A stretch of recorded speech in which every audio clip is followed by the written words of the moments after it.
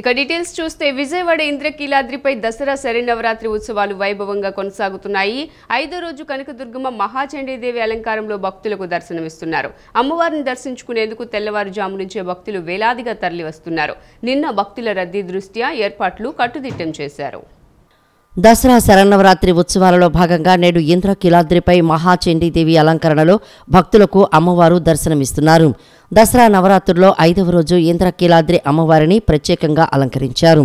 అమ్మవారు శ్రీ మహాచండీదేవిగా భక్తులకు దర్శనమిస్తున్నారు. ఉదయం 3 గంటల నుంచి అమ్మవారి దర్శన భాగ్యం కోసం భక్తులు బారులు తీరారు. చండీదేవి అలంకారానికి ఎంతో ప్రసిద్ధి ఉంటుందన్నారు వేద పండితులు. దేవతల కార్యసిద్ధి, దుష్ట శిక్షణ, శిష్ట రక్షణ కొరకు మహాలక్ష్మి, మహాకాళి, మహాసరస్వతి త్రిశక్తి రూపిణిగా శ్రీ మహాచండీ ఉద్భవించింది. చండీ అమ్మవారిలో అనేక మంది దేవతలు కొలువై ఉన్నారని ఆలయ నిర్వాహకులు తెలుపుతున్నారు. శ్రీ మహాచండీ అమ్మవారిని ప్రార్థిస్తే సర్వదేవతలను ప్రార్థించినట్లే. అమ్మవారి అనుగ్రహం వలన విద్య, కీర్తి, సంపదలు లభించి శత్రువులు మిత్రులుగా మారడం, ఏ కోరికల కోసమైతే ప్రార్థిస్తామో అవి సత్వరమే నెరవేరుతాయని భక్తుల యొక్క ప్రగాఢ విశ్వాసం. ఇంద్రకీలాద్రి మీద వేయించేసినటువంటి కనకదుర్గాంబ ఈ రోజున శ్రీ మహాచండీ స్వరూపంతో మనకు దర్శనమిస్తున్నారు. చండీ అంటే చండముండాసుర సంహారిణి అయినటువంటి అమ్మవారు. లోకానికి విశేషమైనటువంటి ధర్మరక్షణ చేయటం కోసం అమ్మవారు ఆవిర్భవించి అనేక రూపాలతో రాక్షస సంహారం చేసి చండముండాసురులను సంహారం చేసి లోకాన్ని కాపాడినటువంటి తల్లి. ఆ అమ్మవారికి చాముండాదేవి అని పేరు.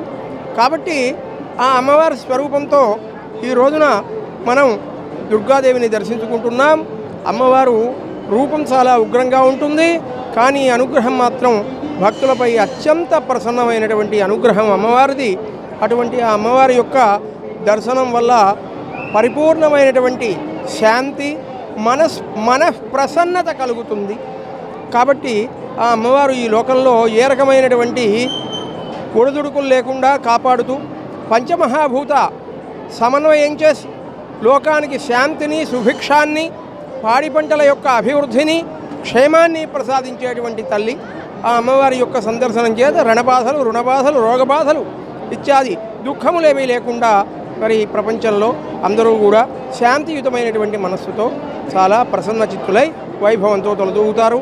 శ్రీమాత్రే నమః. ఉచిత ఇసుక పథకం పైన సామాజిక మాధ్యమ వేదికలుగా సాగుతున్న అసత్య ప్రచారంపై ముఖ్యమంత్రి చంద్రబాబు నాయుడు ఆగ్రహం వ్యక్తం చేశారు. కఠిన చర్యలకు వెనకాడొద్దని గనుల శాఖ ముఖ్య కార్యదర్శి ఎంకే మీనాను సీఎం ఆదేశించారు. ఉచిత ఇసుక పథకంపై సోషల్ మీడియాలో సాగుతున్న అసత్య ప్రచారంపై సీఎం చంద్రబాబు తీవ్ర ఆగ్రహం వ్యక్తం చేశారు. అసత్య ప్రచారాలకు కారకులైన వారిపై కఠిన చర్యలకు వెనకాడవద్దని రాష్ట్ర గనుల శాఖ ముఖ్య కార్యదర్శి ముఖేష్ కుమార్ మీనాను సీఎం ఆదేశించారు. ప్రజల్ని తప్పుదారి పట్టించేలా సాగుతున్న దుష్ప్రచారానికి అడ్డుకట్ట వేయాలని, ఆ మేరకు కలెక్టర్లు, ఎస్పీలకు తగిన ఆదేశాలు ఇవ్వాలని సీఎం స్పష్టం చేశారు. ఉచిత ఇసుకపై ఉద్దేశపూర్వకంగా ప్రజల్లో అనుమానాలు రేకెత్తేలా ప్రచారం చేస్తున్నారని చంద్రబాబు మండిపడ్డారు. ప్రభుత్వం నిజాయితీగా అమలు చేస్తున్న ఉచిత ఇసుక విధానంపై జిల్లా స్థాయిలో నిజానిజాలు వెలికితీయాలని సీఎం గనుల శాఖను ఆదేశించారు. తప్పులకు బాధ్యులు ఎంతటి వారినైనా ఉపేక్షించవద్దని ముఖ్యమంత్రి స్పష్టం చేశారు. గత వైసీపీ ప్రభుత్వం పర్యాటక శాఖను పూర్తిగా నిర్వీర్యం చేసిందని ఏపీ పర్యాటక, సాంస్కృతిక, సినిమాటోగ్రఫీ మంత్రి కందుల దుర్గేష్ ఆరోపించారు. జగన్ ప్రభుత్వంలో పర్యాటక శాఖ తీవ్రంగా నష్టపోయిందని మంత్రి కందుల దుర్గేష్ ఆవేదన వ్యక్తం చేశారు. ఈ క్రమంలో విశాఖలోని యాత్రి నివాస్ నిర్మాణాన్ని జగన్ ప్రభుత్వం నిర్లక్ష్యం చేసిందని ఫైర్ అయ్యారు. విశాఖపట్నంలో మంత్రి కందుల దుర్గేష్ నిన్న పర్యటించారు. బీచ్ రోడ్లో ఉన్న టూరిజం యాత్రి నివాసును సందర్శించారు. ఈ సందర్భంగా మంత్రి కందుల దుర్గేష్ మాట్లాడుతూ జగన్ ప్రభుత్వంలో పర్యాటక శాఖను పూర్తిగా నిర్వీర్యం చేశారని మండిపడ్డారు. వైసీపీ ప్రభుత్వంలో ఇష్టం వచ్చినట్లుగా వ్యవహరించడంతో పర్యాటక శాఖ తీవ్రంగా నష్టపోయిందని మంత్రి కందుల దుర్గేష్ ఆవేదన వ్యక్తం చేశారు. విశాఖలోని యాత్రి నివాస్ నిర్మాణాన్ని వైసీపీ ప్రభుత్వంలో నిర్లక్ష్యం చేశారని మండిపడ్డారు. ముందు కొత్త టెండర్ పిలిచి తర్వాత టెండర్ ఏం లేకుండా పనులు చేయనున్నారని గుర్తు చేశారు. అసలు ఏం జరిగిందనే విషయంపై సమావేశం ఏర్పాటు చేసి వివరాలు తెలుసుకుంటామని చెప్పారు. ఏపీలో చాలా ప్రాజెక్టులు పునర్నిర్మాణం పేరుతో నిర్లక్ష్యం చేయడంతో ప్రస్తుతం పనులు నిలిచిపోయాయని అన్నారు. వైసీపీ చర్యలతో పర్యాటక రంగం ఆదాయాన్ని కోల్పోయే పరిస్థితి వచ్చిందని మంత్రి కందుల దుర్గేష్ అన్నారు. ఎంవి మా షిప్ను త్వరలోనే ప్రజలకు అందుబాటులోకి తీసుకువస్తామని మాటిచ్చారు. దీనికి సంబంధించి కొన్ని పనులు పెండింగ్లో ఉన్నాయని అన్నారు. ఈ విషయంపై కేంద్రంతో ఏపీ ఉప ముఖ్యమంత్రి పవన్ కళ్యాణ్ మాట్లాడారని, సరిచేస్తామని కేంద్రం హామీ ఇచ్చిందని గుర్తు చేశారు. అనంతరం విశాఖపట్నం నుంచి బొర్రా కేవ్స్, అరకు ప్రాంత సందర్శనకు మంత్రి దుర్గేష్ వెళ్లారు. పర్యాటక రంగాన్ని అభివృద్ధి పరిచే విధంగా పాలసీని తయారు చేయడానికి కృషి చేస్తా ఉన్నాం. రాబోయే నెల రోజుల కాలంలో ఆ పాలసీ తయారవుతుంది. తిరిగి మళ్ళీ ఏప్రిల్ నుంచి 25 ఏప్రిల్ నుంచి ఆ పాలసీ అమల్లోకి రావడం జరుగుతుంది. ఇదే సందర్భంలో కేంద్ర ప్రభుత్వంలో ఉన్నటువంటి పర్యాటక శాఖ మంత్రి గజేంద్ర సింగ్ షెకావత్ గారు కూడా ఆంధ్రప్రదేశ్ రాష్ట్రానికి ప్రత్యేకమైనటువంటి సహకారం అందించడానికి వారు ముందుకొచ్చారు.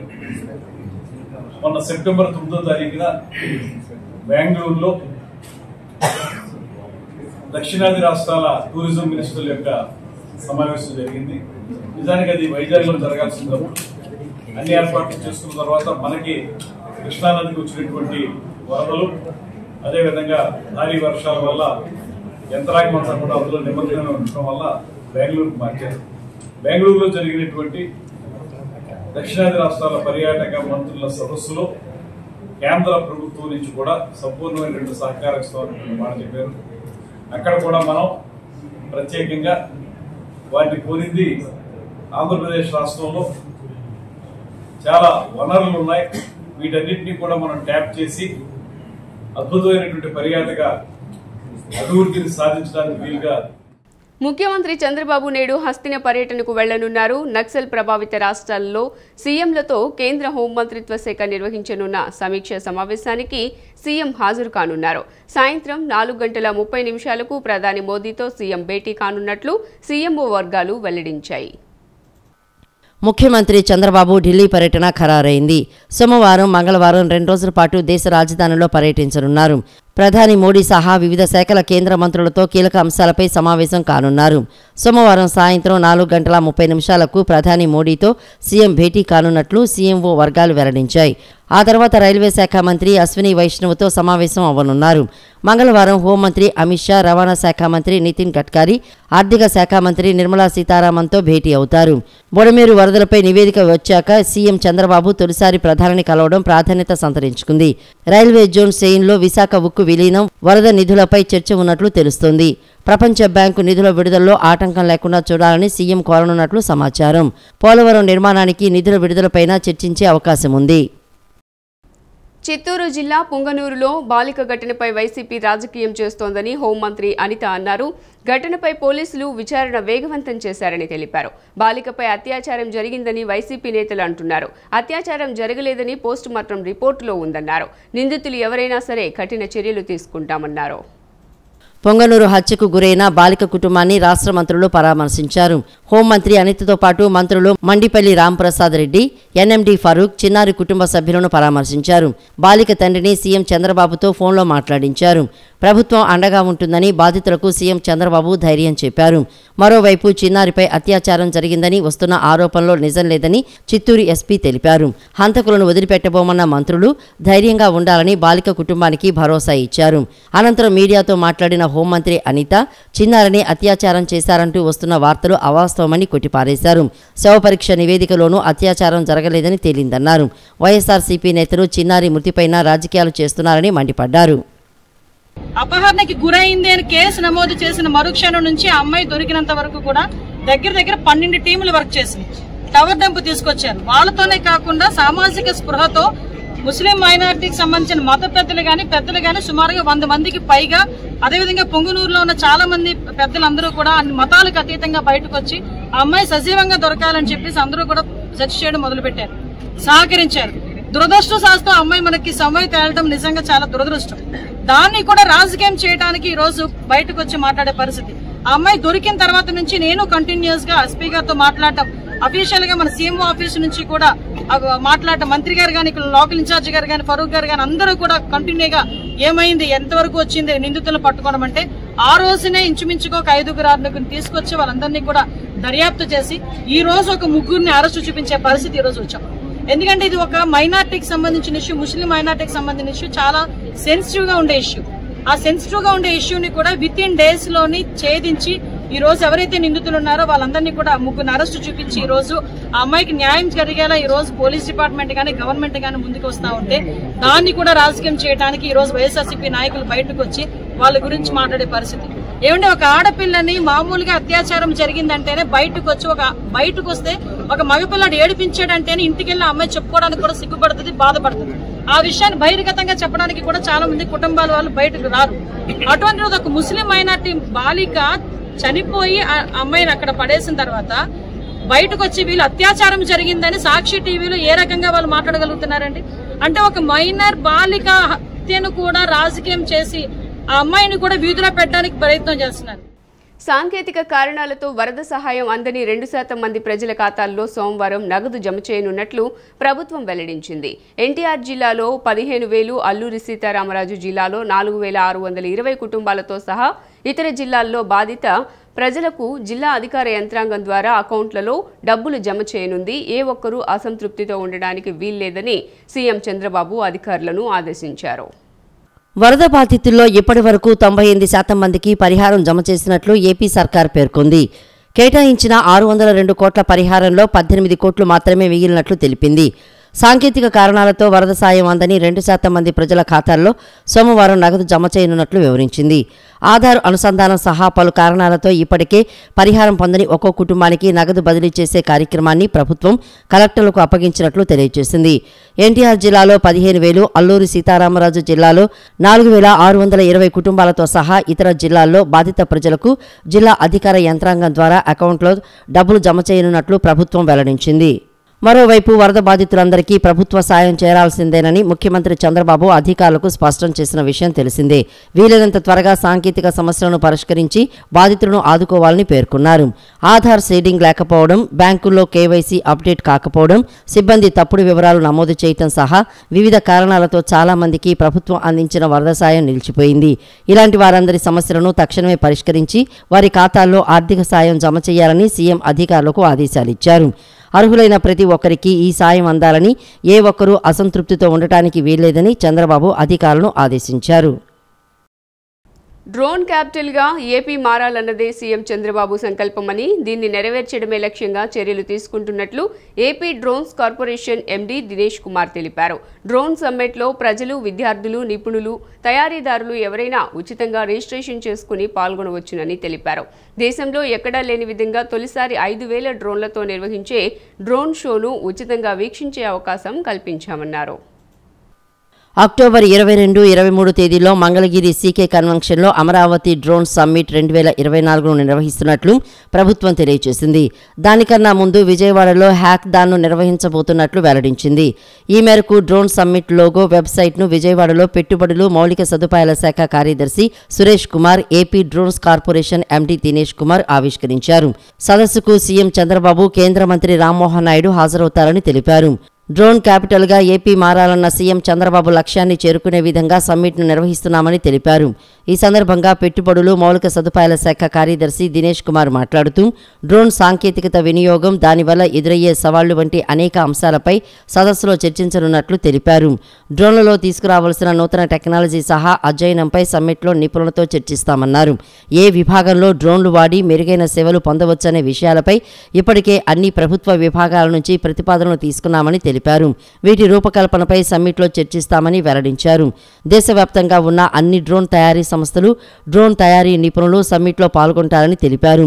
సమ్మిట్కు వచ్చేవారు అమరావతి డ్రోన్ సమ్మిట్ వెబ్సైట్లో ఈ నెల 15 వరకు ఉచితంగా రిజిస్ట్రేషన్ చేసుకోవచ్చని అన్నారు.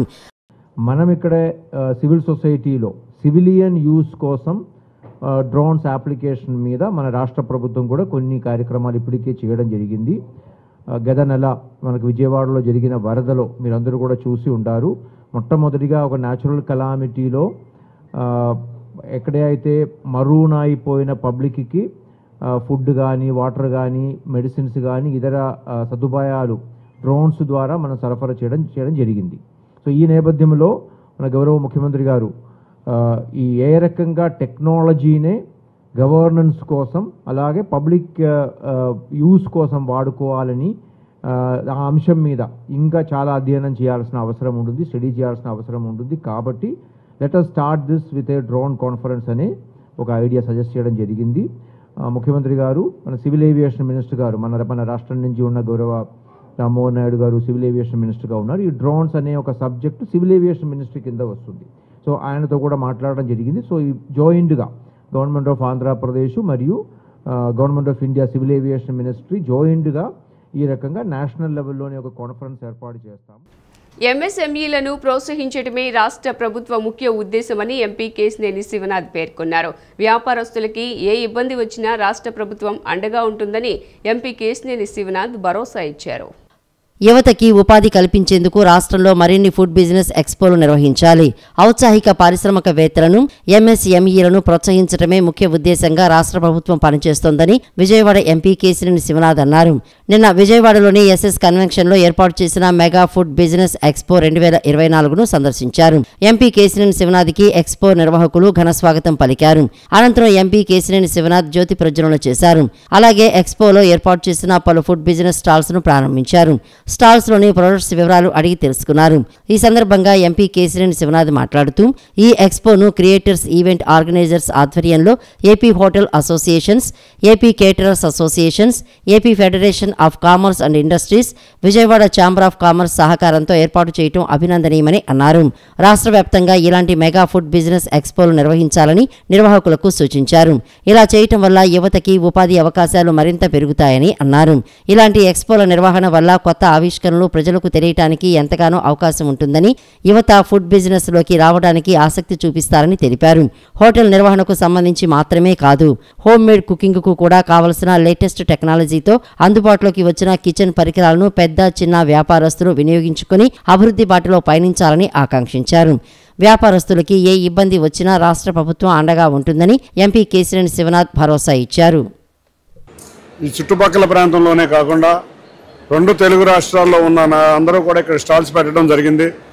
ముఖ్యంగా ఫుడ్ ఎక్స్పోలో హోటల్కి సంబంధించిన సామాగ్రి కానీ, లేకపోతే ఇవాళ ఫంక్షన్ హాల్స్కి సంబంధించిన సామాగ్రి కానీ, చిన్న చిన్న కాఫీ షాపులకు సంబంధించిన సామాగ్రి కానీ ఇక్కడ మ్యానుఫ్యాక్చరర్స్ ఉండటం చాలా ఆనందకరమైన విషయం. అంతేకాకుండా ప్యాకింగ్ మ్యానుఫ్యాక్చరర్సే కాకుండా ఇవాళ సొంతగా హోమ్ ఫుడ్ అంటే మనం రోజు చూసే రోటి పచ్చళ్ళు కూడా ఎక్స్పోర్ట్ చేస్తున్న విధానం చాలా బాగుంది. ఇటువంటి సంస్థలు ఎన్నో రావాలి ఈ ప్రాంతంలో. ముఖ్యంగా ఈ ఆంధ్ర రాష్ట్రంలో ఇటువంటి సంస్థల ద్వారా ఎన్నో ఉద్యోగ అవకాశాలు రావాలి. వీళ్ళందరికీ కూడా వ్యాపారం బాగుండాలి. ఏ సమస్య వచ్చినా ప్రభుత్వం పరిష్కరించడానికి ముందుంటుంది. తప్పకుండా ఈ నిర్వాహకులకు కానీ, ఇక్కడున్న ఔత్సాహిక పారిశ్రామికవేత్తలకు కానీ, ఇవాళ విజయవాడలో ఉన్న హోటల్ అసోసియేషన్ వారికి కానీ ఇటువంటి ఎన్నో మళ్ళీ జరిగి ప్రజలకి అవేర్నెస్ పెరిగే విధంగా ఉండాలని కోరుకుంటున్నాను. బెజవాడ దుర్గమ్మ సన్నిధిలో దేవీ శరన్నవరాత్రి ఉత్సవాలు వైభవంగా జరుగుతున్నాయి. వేలాది మంది భక్తులు అమ్మవారిని దర్శించుకుంటున్నారు. ఈ మహోత్సవాల్లో భాగంగా నిన్న సాయంత్రం గంగా పార్వతీ సమేత శ్రీ మల్లేశ్వర స్వామివార్ల నగరోత్సవం కన్నుల పండుగగా జరిగింది. ప్రత్యేకంగా రూపొందించిన 2 ఛత్రముల కింద స్వామివార్లను అలంకరించారు. మేళతాళాలు, మంగళ వాయిద్యాలు, భజనలు, కోలాటాల మధ్య దుర్గా మల్లేశ్వర్లు పురవీధుల్లో ఊరేగారు. దేవీ శరన్నవరాత్రులను పురస్కరించుకుని ఇంద్రకీలాద్రిపై కొలువై ఉన్న శ్రీ దుర్గా మల్లేశ్వర స్వామివార్లకు నగరోత్సవాన్ని వైభవంగా నిర్వహించారు. నిన్న సాయంత్రం మల్లేశ్వరాలయం సమీపంలోని యాగశాలలో ఆది దంపతులను సర్వాంగ సుందరంగా అలంకరించి వాహనంపై ఊరేగింపునకు సిద్ధం చేశారు. తొలుత అర్చకులు, పండితులు ఉత్సవమూర్తులకు పూజాధికారులు నిర్వహించి నగరోత్సవాన్ని ప్రారంభించారు. మేళతాళాలు, మంగళ వాయిద్యాలు, భజనలు, కోలాటాల మధ్య దుర్గామల్లేశ్వరుల ఊరేగింపు కన్నుల పండుగ కొనసాగింది. పురవీధుల్లో ఊరేగుతున్న స్వామివార్ల ఉత్సవమూర్తులను దర్శించుకుని భక్తులు పులకించిపోయారు. ఆలయం నుండి కనకదుర్గా నగర్, బ్రాహ్మణ వీధి మీదుగా ఘాట్ రోడ్లో నగరోత్సవం వైభవంగా సాగింది. నగరోత్సవంలో దుర్గమ్మను దర్శించుకున్న భక్తులు ఆనంద పరవశులయ్యారు. జై దుర్గా, జై జై దుర్గా నామస్మరణతో 1 టౌన్ ఇంద్రకీలాద్రి దిగువ ప్రాంతంలో ఉన్న పురవీధులు మారుమోగాయి. విలక్షణ నటుడిగా హీరో గోపీచంద్ ప్రేక్షకుల మన్ననలే పొందడమే కాకుండా నిరుపేదలకు తన సొంత నిధులతో ఎన్నో సేవా కార్యక్రమాలు చేస్తూ అండగా నిలుస్తున్నారని గోపీచంద్ వీరాభిమాని జయకృష్ణ తెలిపారు. ఈ నెల 11న హీరో గోపీచంద్, శ్రీను వైట్ల కాంబోలో తెరకెక్కిన మూవీ విశ్వం విడుదల కానుందని, ఇప్పటికే విడుదలైన టీజర్, పాటలు అందరినీ ఆకట్టుకుంటున్నాయని తెలిపారు. యాక్షన్తో పాటు శ్రీను వైట్ల మార్క్ కామెడీ కూడా ఉండబోతోందని, కుటుంబ సమేతంగా చూడదగ్గ ఈ చిత్రాన్ని ప్రతి ఒక్కరూ వీక్షించాలని కోరారు. ప్రతి ఒక్కరూ ఓటీటీ కోసం ఎదురు చూడకుండా థియేటర్లకు వెళ్లి సినిమా వీక్షించాలని కోరారు. ఏంటంటే విశ్వం సినిమా రిలీజ్ అవుతుంది. ఆ రిలీజ్కి సంబంధించిన దాని విషయంలో ఏంటంటే ఇప్పుడు ఆ టీజర్ రిలీజ్ అయింది. టీజర్ పరంగా చూసుకున్నా కూడా అటు కామెడీ, ఇటు సెంటిమెంటల్, ఇటు ఎమోషనల్ పరంగా, డైలాగ్స్ పరంగా అన్ని రకాలుగా చూసుకున్నా కూడా ఏంటంటే అన్నిటికీ సరైన సినిమా లాగానే అనిపిస్తుంది. ఇంకోటి మూవీలో చూసుకుంటే 3 సాంగ్స్ రిలీజ్ అయినాయి అన్న. ఒకటి మొండి తల్లి పిల్ల నువ్వే అనే సాంగ్ రిలీజ్ అయింది. అది మా మదర్కి డాటర్కి ఇద్దరికి మధ్యలో ఉండేటటువంటి ఒక ఎమోషనల్ సాంగ్. నిజంగా చాలామంది ఆడియన్స్ని బయట ఉండేటటువంటి మా ఫ్యాన్స్ని ఆడియన్స్ని ఎంతోమందిని ఆకట్టుకుంది సాంగ్. అండ్ నెక్స్ట్ ఇంకోటి ఏంటంటే మొరక్కన్ సాంగ్ అనేది ఏంటంటే మన ఫారెన్లో తీశారు. ఆ సాంగ్లో అయితే గోపిచందన్ అయితే నిజంగా అసలు స్టెప్ డ్యాన్స్తోని అసలు నిజంగా దుమ్మారం లేపేసిండని చెప్పుకోవచ్చు అన్న. అండ్ ఇంకో సాంగ్ వచ్చేసి ఏంటంటే మొన్ననే జస్ట్ టూ డేస్ బ్యాక్ వస్తానులే అనే సాంగ్ రిలీజ్ అయింది. అంటే ఆ సాంగ్ వచ్చేసి రొమాంటిక్ పరంగా ఏంటంటే ఒక లవ్ మెలోడీ సాంగ్ లాగా అనిపించింది. ఆ సాంగ్ పరంగా కానీ ఇప్పటికీ 3 సాంగ్స్ రిలీజ్ అయినాయి. ఆ 3 సాంగ్స్ కూడా మంచిగా ఆకట్టుకున్నాయి. బెంజ్ సర్కిల్ వద్ద నిన్న అగ్ని ప్రమాదం జరిగింది. Bismillah KG and motor service సెంటర్లో ఒక్కసారిగా మంటలు చెలరేగాయి. ఈ ప్రమాదంలో 2 కార్లు దగ్ధమయ్యాయి. ఫైర్ సర్వీస్ అధికారులు వెంటనే స్పందించి ప్రమాద స్థలానికి చేరుకుని తక్షణమే మంటలు అదుపులోకి తీసుకొచ్చారు. ప్రమాద సమయంలో షెడ్లో ఎవరూ లేకపోవడంతో పెను ప్రమాదం తప్పిందని పోలీసులు అంటున్నారు.